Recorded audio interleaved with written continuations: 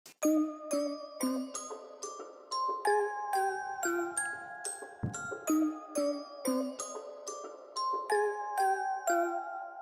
boy.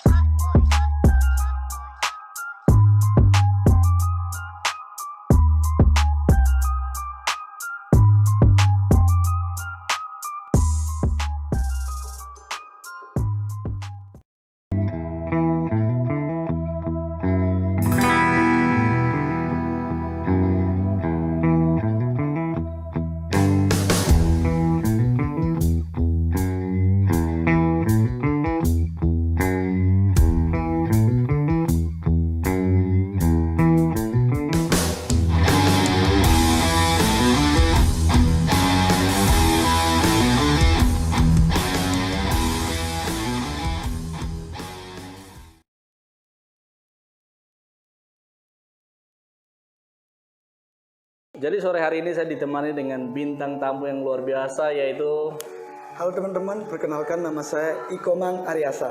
Ikomang Aryasa ya. Kalau Komang aja terlalu banyak di Bali ini. Banyak banget. Jutaan, miliaran. Bro Komang ya, itu anak berapa tuh kalau Komang? Kalau saya sebenarnya anak nomor 3. Nomor 3. Tapi karena kakak saya meninggal, jadi sekarang saya di rumah. 2 kakak saya meninggal, jadi saya sekarang nomor 1 di rumah. Oh, 2 kakak meninggal. Iya, 2 kakak meninggal dengan ya banyak tentang kenakalan kita juga. Kakak saya juga nakal banget. Dengan alkohol, dia leper meninggal. Oh. 2 kakak saya karena kecanduan alkohol meninggal.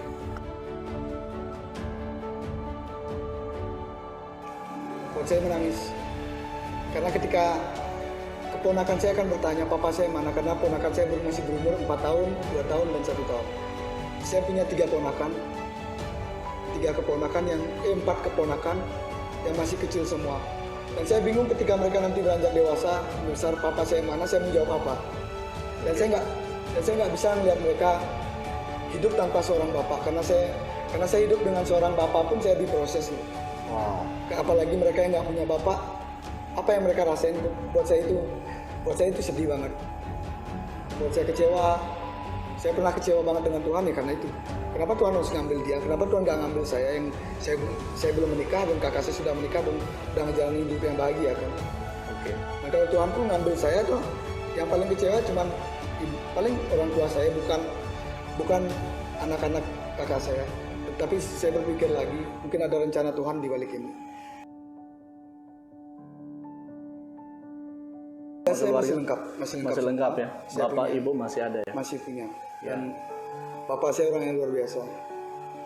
Karena bapak saya menikah 3 kali, buat saya dia luar biasa.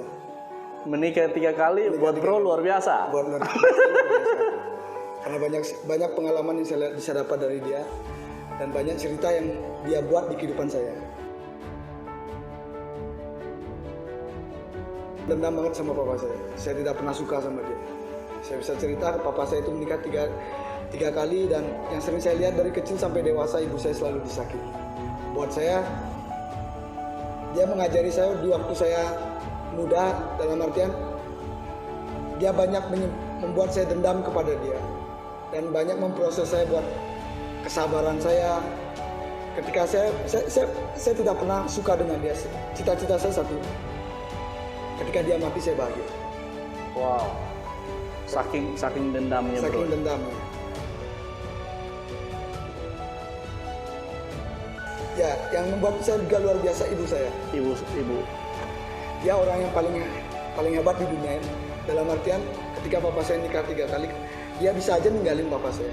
Tapi ibu saya bertahan sampai sekarang. Mengajari saya bertahan, mengajari saya buat menghargai papa saya sendiri. Oke. Dia nggak menunjukin rasa sakitnya dia ketika dia dipukul sama bapak. Buat saya itu hal yang luar biasa, yang tidak bisa saya ungkapkan dengan kata-kata. Oke. Jadi sekarang bapak masih dengan istri kesekian atau sudah kembali ke rumah? Syukurnya ketika bapak saya sudah diproses, dengan saya juga diproses, bapak saya dia ditinggalkan oleh istri-istrinya lain. Oh. Dia ditinggalkan, tapi tidak buat ibu saya. Ibu saya tetap bertahan, tetap setia di samping bapak saya. Wow.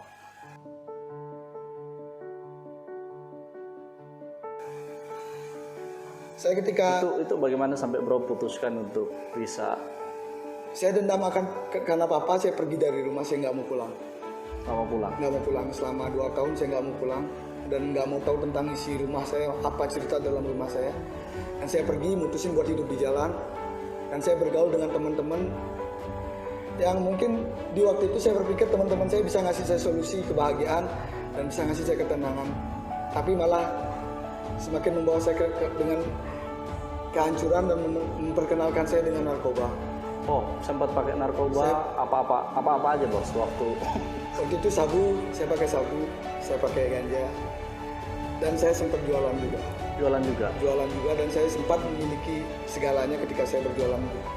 Wow. Dan buat saya waktu itu saya tidak pernah minta uang pulang karena saya sudah bisa menghasilkan uang sendiri, saya punya rumah dan saya punya mobil sendiri. Buat saya kejahatan di balik kejahatan itu membuat saya semakin punya segalanya dan saya nggak perlu minta buat rumah saya belum makan untuk saya bilang ke papa saya nggak punya uang dan saya nggak mau bilang itu. Ketika saya dengan narkoba saya bisa menghasilkan uang sendiri dan bisa hidup dengan hasil saya sendiri, walaupun waktu itu buat saya nggak halal. Saya hidup dalam ketakutan, takut di penjara, takut ditikam teman sendiri dari belakang. Itu sih saya punya segalanya tapi takut. Jadi hidup dalam ketidaktenangan ya. Ya, ketidaktenangan.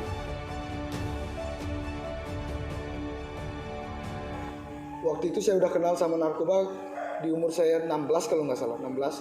Dan saya jatuh dan saya cinta akan narkoba. Wow. Dan hidup saya selalu dibayang-bayangin ketika saya pakai. Buat saya hidup saya bahagia, solusi ketenangan buat saya waktu saya pakai. Tetapi di saat barang itu udah habis, buat saya penderitaan itu semakin banyak datang. Penderitaan semakin banyak. Ya, saya hidup dalam ketakutan, hidup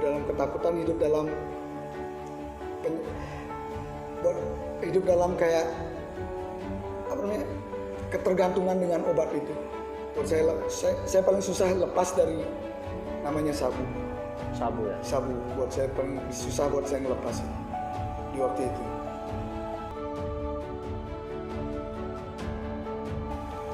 Satu, karena ibu saya.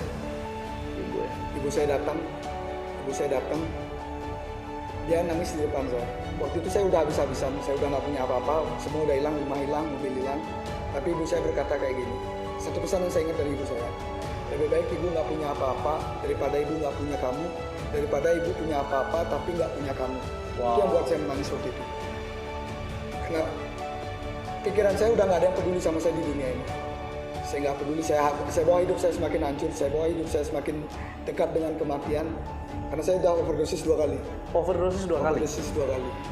Dan di kamar mandi, dan adik saya sendiri yang namanya Ketut, dia lihat saya di kamar mandi overdosis. Dan untungnya waktu itu mungkin, kenapa saya bisa berkata untung? Karena dia untung tidak membawa saya ke rumah sakit. Kalau dia membawa saya ke rumah sakit, mungkin saya sudah ditangkap polisi. Dan teman-teman saya juga ditangkap polisi. Karena ketahuan ya? Iya, ketahuan. Wow. Itu sih buat saya, di balik itu ada maksud Tuhan yang buat saya harus tetap bertahan dan harus membuat hidup saya lebih berubah lagi. Mungkin saya percaya bahwa Tuhan memberikan kesempatan saya untuk satu kali lagi untuk menjalani hidup yang lebih baik lagi. Karena ketika saya overdosis 2 kali, saya dekat dengan kematian. Dan saya rasa di waktu saya terpejam dan saya koma di waktu itu, saya melihat banyak sisi buruk saya sendiri, kejahatan saya, kenakalan saya. Dan di samping itu Tuhan menunjukkan buat saya, ibu saya selalu menunggu di rumah, selalu senang menunggu saya di rumah. Dan waktu itu saya berpikir, Tuhan kenapa tunjukkan papa saya di ingatan saya? Saya benci dia, saya ingin bunuh dia. Tuhan bawa di ingatan saya buat papa saya orang yang harus kamu maafkan. Ketika walaupun dia selalu salah, tapi kamu harus belajar memaafkan. Di waktu itu Itu nggak mudah bro. Ya buat saya nggak mudah. Lebih baik saya dipukul 10 orang ketimbang saya minta maaf ke papa saya sendiri. Karena buat saya harga diri. Wow. Dan saya terus selama waktu itu, seingat saya 1 minggu saya di proses dan saya nggak mau pulang. Saya masih dengan gengsi saya sendiri. Ketika saya pulang berarti saya udah jatuh harga diri saya ke depan papa saya. Iya. Dan saya bilang, ini bukan aku, bukan saya Tuhan, saya nggak mau. Tapi terus di bayangan saya ibu saya menangis, dan saya juga tuh kayak ada rasa yang buat meredam emosi saya, meredam ego saya untuk saya pulang. Tepatnya di hari ibu, Hari Ibu. Hari Ibu. Saya menulis surat buat ibu saya dan saya menulis surat buat bapak saya. Bro tulis surat. Tulis surat buat ibu saya. Kalau saya di lingkaran gang itu saya terkenal berandalan. Berandalan. Di lingkaran teman-teman saya orang yang nggak peduli apapun, nggak peduli siapapun. Siapa yang cari masalah harus saya selesaiin sampai hari ini juga, nggak ada kata besok. Walaupun saya kalah berantem, besok saya cari. Cari lagi. Ya, itu teman-teman saya tahu semua. Tapi ketika saya pulang ke rumah dan malam itu hati saya kayak ingin menulis satu surat pas di hari Ibu. Saya datang ke rumah dan saya udah dijaga sama teman-teman di depan gang. Preman ngapain pulang? Katanya preman. Nggak, aku mau bawa surat buat ibu saya. Dan Jadi tukang pos bawa ya, surat. saya bawa surat dan saya bacain di depan ibu saya sendiri. Ibu saya masih ada sampai sekarang, bapak saya masih ada sampai sekarang. Kalau ada yang nggak percaya ke rumah saya. Apa tuh bro isi kutip untuk mama tuh gitu? Buat saya, waktu itu saya nulis hal yang paling sulit dalam hidup saya, berubah. Tidak mau mengenal narkoba, tidak mau mengenal minuman, tidak mau mengenal dengan pergaulan bebas. Dan saya diketawain dengan teman-teman saya. Saya bilang nggak apa-apa kalian ketawa sama saya. Setelah saya dapat ketenangan ketika saya udah mengungkapkan rasa bersalah saya ke orang tua, ke teman-teman, ke semua yang pernah saya lakukan. Buat saya, ketika saya mengungkap rasa bersalah saya hidup dalam ketenangan dan nggak dalam ketakutan lagi, nggak dalam penyesalan. Dan teman-teman saya bingung melihat saya seperti itu.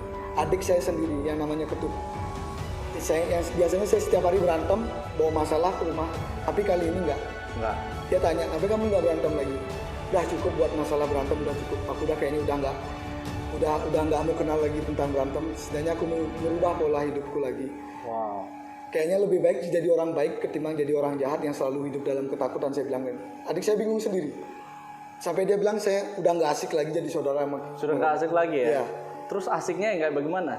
Mungkin di kalangan teman-teman asiknya saya waktu ketika saya udah datang, udah ngambil baju musuh saya sendiri dan saya pukul-pukulan di bawah. Mungkin pertemanan saya waktu itu sebatas melihat saya kuatnya berantem, kuatnya saya tentang narkoba, mungkin sebatas itu ya. Oh, oke. Saya juga kecewa dengan teman-teman saya sendiri. Kecewa dengan teman-teman Ya, juga. dulu kita pernah janji bareng-bareng. Kita nggak terkenal bareng-bareng, kita susah bareng-bareng. Nanti pun kita punya juga bareng-bareng. Tapi ketika saya kenal dengan narkoba, ketika saya ditangkap dengan polisi, karena saya dengan masalah saya dengan narkoba, Oh, pernah ditangkap polisi juga? saya pernah ditangkap polisi. Berapa tahun tuh di? Itu waktu itu 3 tahun. 3 tahun di penjara. 3 tahun di Wow. penjara. Dan saya menghilang selama itu. Nggak ada yang mencari saya. Teman-teman yang tadi? Nggak ada yang nyari. Dan waktu itu saya diinterogasi sama polisi pun saya bilang saya nggak punya orang tua. Saya menghilang dan saya nggak mau melibatin teman-teman saya. Saya pikir perbuatan saya udah baik. Nggak mau mengikat teman-teman saya buat ikut ke masalah saya. Tapi ternyata saya ditinggalkan dan mereka nggak mau kenal saya. Ketika di anak seumuran kita nggak ada yang mau main sama narkoba, tapi saya main sama narkoba. Dan mereka bilang, saya nggak mau kenal kamu karena kamu pakai narkoba. Buat saya itu saya terluka banget. Buat saya kecewa karena sampai sekarang pun kekecewaan itu susah buat saya hilangin. Ketika kita berjanji buat sama-sama, susah bareng-bareng, punya bareng-bareng, tapi saya ditinggalin. Omongan mereka nggak ada yang bisa percaya satu sama apa. Buat saya omongan mereka itu bullshit semua, nggak ada yang saya bisa pegang omongan mereka. Ya.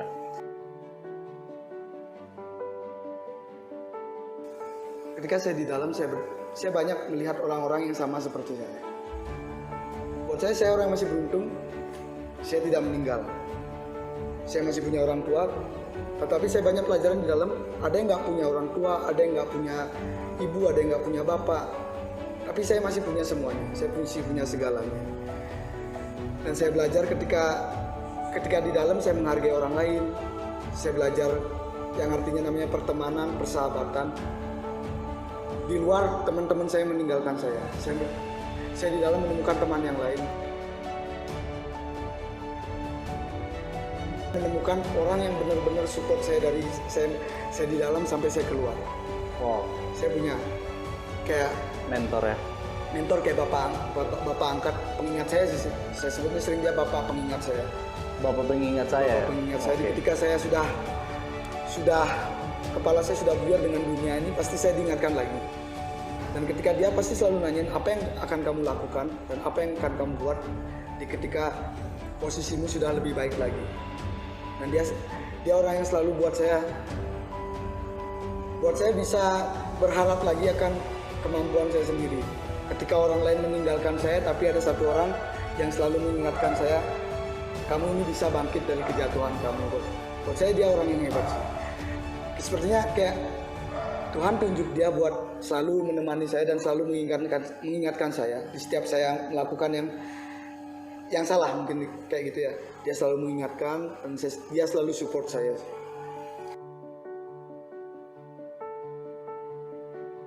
Buat saya hidup saya sekarang udah bebas, tidak ada ketakutan, tidak ada penyesalan, karena saya sudah berdamai dengan orang tua saya sendiri, dengan teman-teman saya. Buat saya hidup saya sekarang lebih kayak diperbarui lagi. Awalnya saya nggak punya teman buat saya cerita, tapi saya punya pulpen sama kertas. Saya tulis, kadang saya tulis amarah saya saat ini, kesenangan saya saat ini, saya tulis semua. Saya tulis. Waktu itu saya pegang gitar, saya nggak tahu, saya nggak bisa main gitar waktu itu. Saya bodoh, saya belajar sendiri. Nggak bisa main gitar? Ya, saya nggak bisa main gitar. Tapi saya cuma bilang gini saya minta satu permintaan sama Tuhan. Tuhan, saya suka, kayaknya saya bisa kalau saya main gitar sambil nyanyi. Dan saya berdoa sama Tuhan. Dan saya belajar cuma waktu itu 4 kunci. G, D, C, sama A. Saya belajar, saya tulis lagu saya sendiri. Dan malah Tuhan tanamkan buat saya, kamu bisa dalam artian saya bisa nulis lagu, saya bisa bernyanyi. Dan saya kasih dengar ke teman-teman saya, wah Amang itu bagus, kamu bisa main musik dari mana? Saya bilang, saya belajar sama teman baik saya sendiri. Buat saya teman baik yang di atas. Teman baik ya? Iya. Wow. Dan sampai saat ini pun saya banyak tulis lagu buat kehidupan saya, kadang buat teman, perjumpaan dengan saya dengan awal saya bisa cintakan Tuhan itu sendiri, saya bisa menghargai Tuhan itu sendiri. Ketika dia masuk ke kehidupan saya tulis sebuah lagu, dan sampai saat ini saya masih mainkan lagu itu, karena buat saya di lagu itu saya bisa berhenti memikirkan kekecewaan saya dengan orang-orang, berhenti memikirkan dengan kepahitan saya sendiri. Di lagu itu semua saya tulis. Saya punya komunitas saya sendiri, Ya. komunitas motor. Oh, ada komunitas motor juga? Ya, saya juga suka naik motor. Dan saya mengajak teman-teman saya di komunitas untuk, sekarang kan kita di tengah-tengah pandemi. Oke. Dan saya nggak mau jadi penonton di dalam rumah. Oke. Dan saya ingin membagikan apa yang Tuhan kasih buat saya, apa yang Tuhan berikan buat saya, tapi saya bagikan juga buat teman-teman saya yang ada di luar. Seperti saya dipercayakan dengan APD.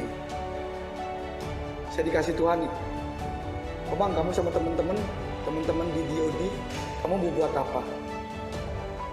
Saya bilang sama Tuhan, saya mau bagiin ini di desa yang sedang terkena masalah COVID. Yang desa itu nama desanya Abuan. Ketika mereka di stigma, satu desa nggak boleh belanja di luar dan mereka dikucilkan. Dan Tuhan percayakan APD ini untuk saya antar ke sana. Dan kita menjalin hubungan di sana. Dan saya ajak teman-teman saya yang lain, notabene kita berbeda-beda, tapi kita satu di satu komunitas, yang kegiatan kita positif semua kan. Saya ajak mereka ke sana, dan di sana kita dapat pelajaran baru. Ketika kita datang, kita harusnya tidak mendengar berita yang hanya datang dari satu pihak, tapi kita harus datang mereka dan dengarkan keluh kesahnya mereka. Dan kita datang, kita bawain APD, dan mereka kayak ngerasa, oh kita yang anak-anak berandalan kayak gini, yang banyak tato, yang hidupnya nggak benar, mereka bisa peduli sama satu desa mereka. Dan buat saya di sana saya belajar lagi. Tuhan sedang mengerjakan sesuatu di tengah-tengah kita. Di tengah-tengah situasi saat ini, saya pun di DOD buat membawa satu pesan anak muda yang sama seperti, maksudnya buat saya, kita anak muda yang bisa bergerak positif walau dipandang oleh teman-teman yang lain nggak positif, penuh tato, bajingan. Buat saya, kita punya kegiatan yang positif untuk membagikan APD itu, walaupun nggak seberapa, tapi kita mau bergerak peduli. Mungkin saya akan lanjutin proyek saya tapi dengan teman-teman. Ya, ya. Saya lebih suka dengan teman-teman, saya banyak teman, Sekarang sudah lebih banyak teman lebih banyak teman. yang bisa dipercaya atau? Teman-teman yang maksudnya nggak menilai saya dari tato, Ya. tapi mereka menilai ketika saya membuat satu lagu, saya kasih dengar mereka, bagus nggak? Oh bagus bang, kapan kita rekaman, aku mau bantu. Jadi banyak teman yang mau bantu di saat saya punya proyekan baru. Ya. Dan nggak pandang saya dengan masa lalu Jadi saya. itu pentingnya dapat komunitas yang Ya. bagus ya, dan teman-teman yang mendukung. Iya, teman-teman sangat mendukung buat kegiatan saya selanjutnya.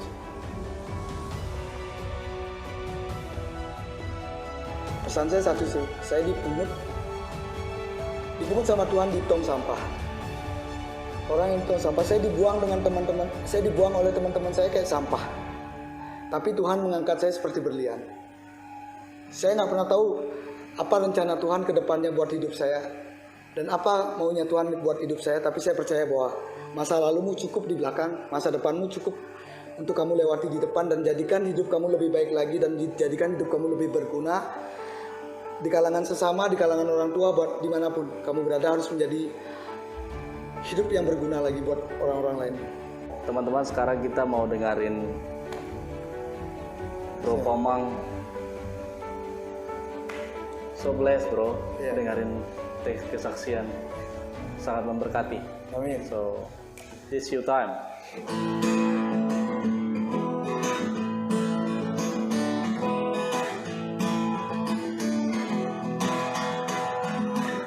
Saat pertama ku melihatmu,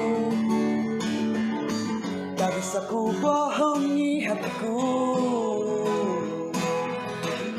Ada cinta yang tumbuh di hatiku, tak bisa ku lupakan wajahmu. Di dalam pikiranku, di dalam pikiranku.